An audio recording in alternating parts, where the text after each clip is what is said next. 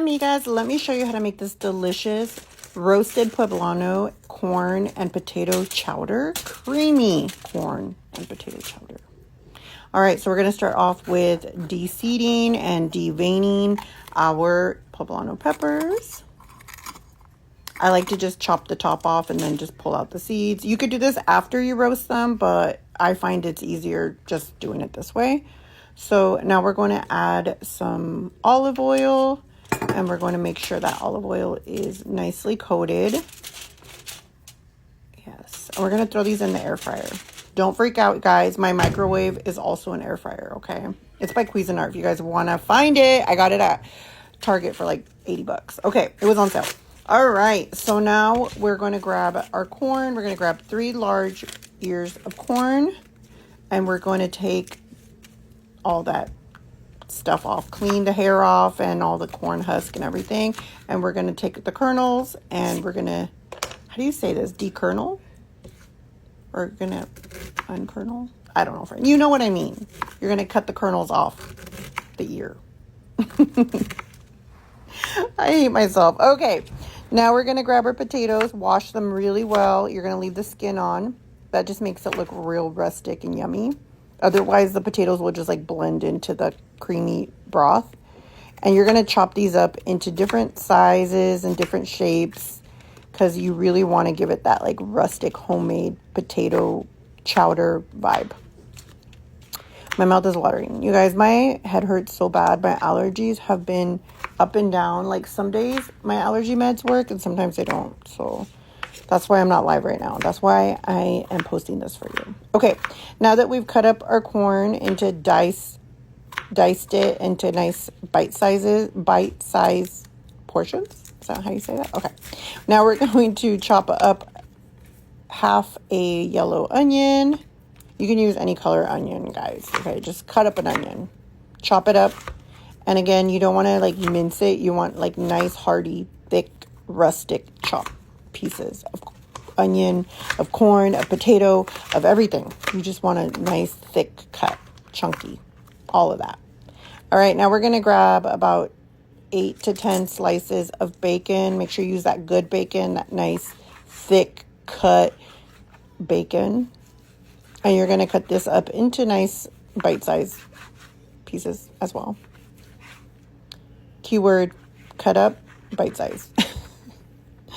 All right, now that we've done that. Yep, good job, Rosalie. Good job. You got them knifing skills. All right, there I'm showing off. Now we're going to do things ass backwards because that's how I do.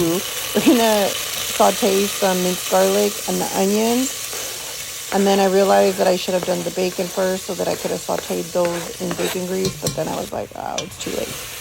It's too late to say goodbye. Okay, so now that we are sauteing up those onions and that garlic, once it's fragrant, we're going to set it aside and we're going to cook our bacon.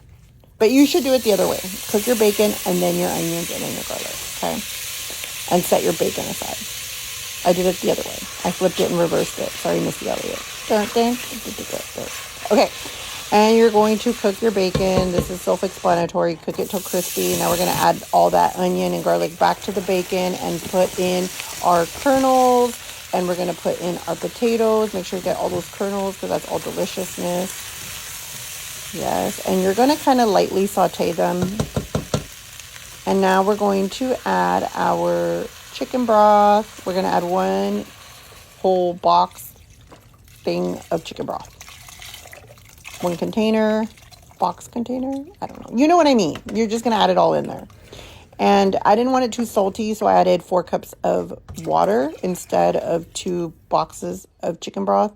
And then we're going to do a capful of chicken bouillon. And you're going to dissolve it. Don't worry, guys. Yes, I'm using a metal spoon, but this is not a Teflon pan, so we are not scraping anything. All right. Now those poblano peppers have roasted in the air fryer. We put them in a plastic bag to sweat. Now we're going to peel them. This is very satisfying. If you guys like peeling stickers or like peeling sunburned skin, this is pretty much the same, the equivalent of. And it's very satisfying to do.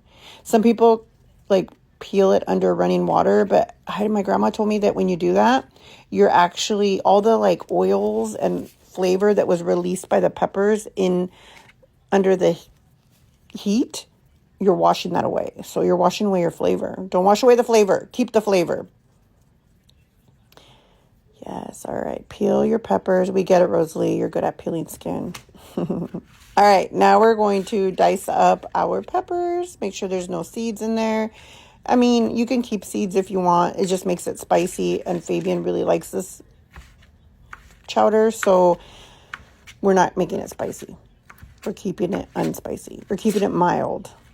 I'm adding like new languages, new verbiages. I don't know what I'm saying. I'm tired, guys. My allergy meds have me a little loopy. All right, chop up your poblano peppers. Good job, Rosalie. You're doing great, honey. You're doing great. All right, look at me showing off. Now we're going to add that to that boiling broth that's been kind of pre-cooking all that corn and potato. Yum. All right. Yes. Now you're going to bring that to a boil. And we're going to add some heavy whipping cream. Add it slowly. Add it nice and slow. Yep, this is the drip method. You don't want to just dump it all in there. You're going to cool down your soup. You don't want to shock it. You really want to keep your soup nice and hot. So just slowly add it in. I added in the whole container, but you can add more or less. The creamier, the thicker, okay? Now we're going to add some pepper just because I think the pepper just adds flavor, and I love seeing the little pepper flakes. All right, there you go. Bring it to a boil. I took a nap, and this is what all that was left. My family devoured it. Eat it with some chips. A side of chips. You're going to add some cheese. You can add some queso fresco, some cotija, some Mexican blend cheese, whatever cheese you want, add to it. Here I am adding my cheese. And there you go. Enjoy. Bye.